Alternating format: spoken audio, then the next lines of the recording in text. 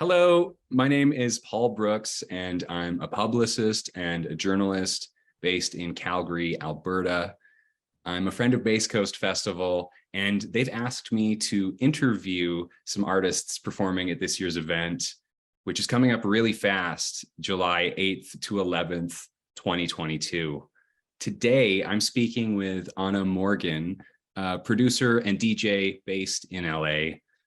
She's the co-founder of the New York City-based label Worst Behaviour Recs and a contributor and curator with the Footwork Jungle blog.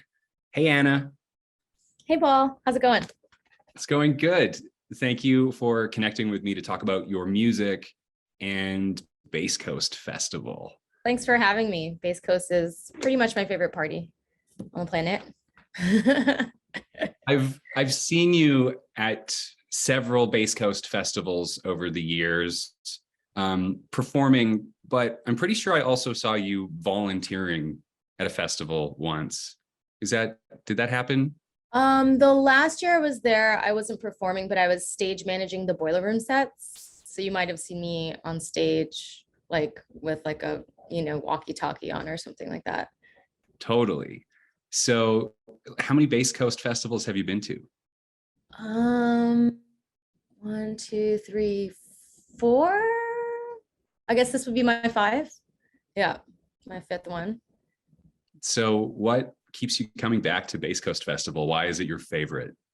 I mean, for me, when it comes to music, it's all about curation. And the folks at Bass Coast do a really great job of curating across genres, like who I personally would want to see, like whether it's like techno, house, D&B, jungle, like they have my favorites, like that's the thing that makes me be aware of a festival is like who they're booking. If I'm going to be able to see music I want to see there, I just follow the music. But beyond that, I have to say Bass Coast just has a really amazingly grounded, beautiful way of interacting with its audience. So like usually you go to a festival, it's kind of a shit show. You sort of feel like you need a vacation afterwards. Bass Coast has this way of just like making you feel rejuvenated. Like when you're done, you're just like, like I feel good, and you've spent quality time with your friends and you've danced all night. But the way that they work their programming, or like on Thursday, it gets like later and later throughout the night. Like they don't just try to like exhaust you like on the first night. It's very intentional, and I feel like that intention kind of seeps through just the way that everyone experiences it. It's a really fulfilling event. That's really cool. I feel similarly energized after attending the event. It's a nice feeling.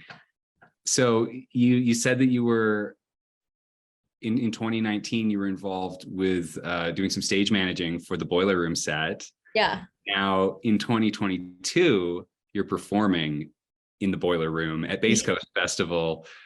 Congratulations on that. Is this your first Boiler Room set? It is my first Boiler Room set. Yeah. It's funny, over the years when I kind of was pretty new to DJing, I'd gotten an invitation from someone in the UK for a Boiler Room, and I was like, at the time, very like, I haven't made enough music of my own. Like I can't do this. And so I said no. And I didn't know if the opportunity would actually ever come back around. So it's exciting to have the opportunity to play Bass Coast, especially alongside a bunch of friends. Like Jubilee's also playing Bass Coast. We're not on the same day, but she's like a very heavy influence of mine from New York / Miami. Big influence on me in terms of like individuals operating, like, DJs, specifically like women DJs operating in the industry. And then also playing with Nikki Nair. He's going to be on the same day as I, and he's released on Worst Behaviour Recs, and also like a really dear friend that I'm enjoying watching just kind of like blow up right now. I just watched his Boiler Room in Hyperbad last night, which was so good. So I'm super excited to see what he's going to be doing at Bass Coast. Are you doing anything differently to prepare for your boiler room sets than you would for like your other sets that you play?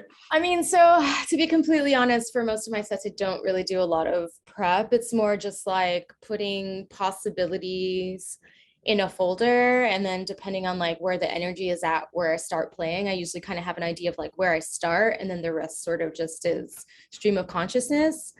Um, uh, Although I feel like I'm going to be doing a lot more prep. I've been just sort of like percolating with it in my brain, like what do I want to do? I'm not used to playing in the daytime.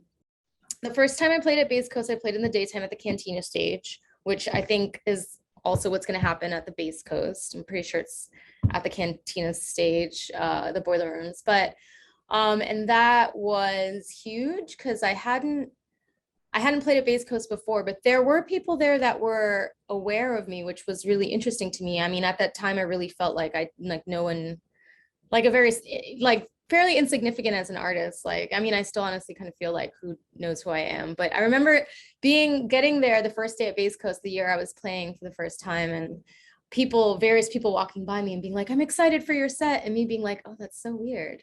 Like, people actually know who I am here. And then the set is really fun, super epic, and really well received. And I wasn't really playing music that was that similar to most of the artists that were playing. So that's another thing I also found kind of like, oh, it's interesting that they are aware of this music. It's really quite far from Base Coast, you know? Yeah, but it was fun. And I'm always excited to come back. I feel like a lot of support at Base Coast Festival. Yeah, you have a lot of fans in this part of the world.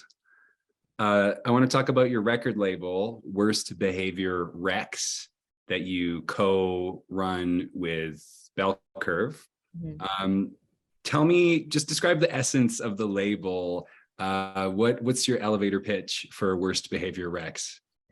Worst Behaviour Recs is really just a platform we created to encourage other people working in these sort of like left field realms of bass music, like we are, who are more interested in exploration rather than the continuation of like a status quo or specific genres. So the way that we move through music is really kind of focusing on adventure. Like we like experimentation, and we like new stuff. And we like to be able to play whatever it is that we feel like playing. And it's about like authenticity. So Worst Behaviour, basically the title came from, we thought about having a label, and it took us almost a year to come up with a name and actually start doing work with it, because we were like, well, we need a name. And the name it came from a conversation Bell Curve and I were having when we were planning her first EP release party. And she was just like, I just want people on their worst behavior. I want people to play like their B-sides and their tracks that they think that people won't actually like. Like, I want to create a space where people feel safe doing that. And that's been a lot of ethos behind not just the way that I DJ, but also the events that I've thrown prior to Worst Behaviour Recs. I used to throw a party in New York called Heavy, which was similarly just about like the artists feeling a space to just feel themselves, do whatever it is that feels right for them in the moment, not think so much about like crowd expectations, which can sort of be a little heavy. And then creating an audience, or inviting an audience that's really open to that sort of ethos. So how does it work with two people running the label? How do you kind of split the work between you two? Who does what?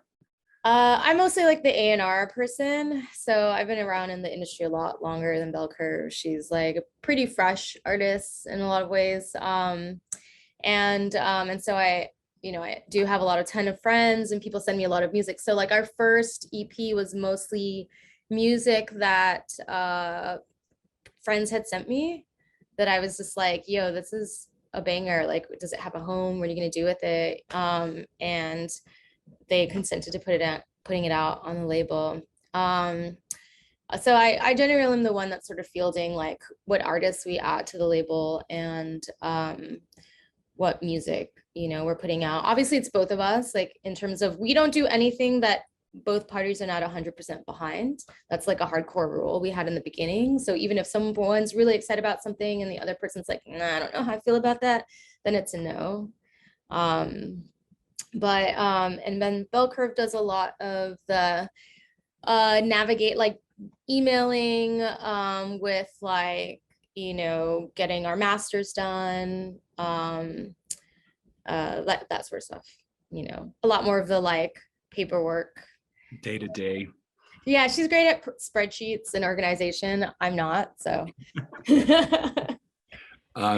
So Worst Behaviour Recs is up for DJ Mag's 2022 Best of North America Awards in the category of breakthrough label. How did that feel to get the nomination?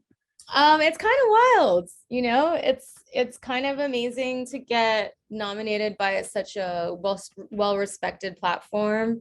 And again, I think oftentimes we're, as artists, in our little bubbles, just thinking like, okay, you're just like doing your thing. And you don't really get a sense of like who's out there paying attention to what you're up to. Sometimes you do when you're traveling, like, you know, one of the really amazing things about doing gigs internationally is like you show up in a city you've never been in and you're just like, who knows who I am here, you know, and then you go to the show and then you have these interactions with people that are like, oh, I've traveled several hours to come see you because I love this one track you made, or I'm a fan of the label, or they show up wearing their you know, usually anywhere I go I see someone in the audience is wearing a Worst Behavior t-shirt, and that means the world. It's cool because again, like you just think, oh, I'm just in this little bubble just like doing my thing, and you don't realize, I guess, like how far out the waves of your work can ripple.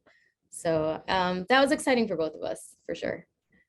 Awesome. Well, the voting for the category actually closes tomorrow. So by the time this conversation airs, I hope that you have won the category. Thanks. Yeah, I want to say just like shouts and appreciations to anyone that voted for us. I know that we do get a lot of support from the Base Coast crew, and I guess like the Pacific Northwest in general. So if you're watching this and you voted for us, we appreciate it and love you. Anna Morgan, thank you for speaking with me today. I am looking forward to seeing you at Base Coast Festival 2022. I'm looking forward to being there. Thanks, Paul.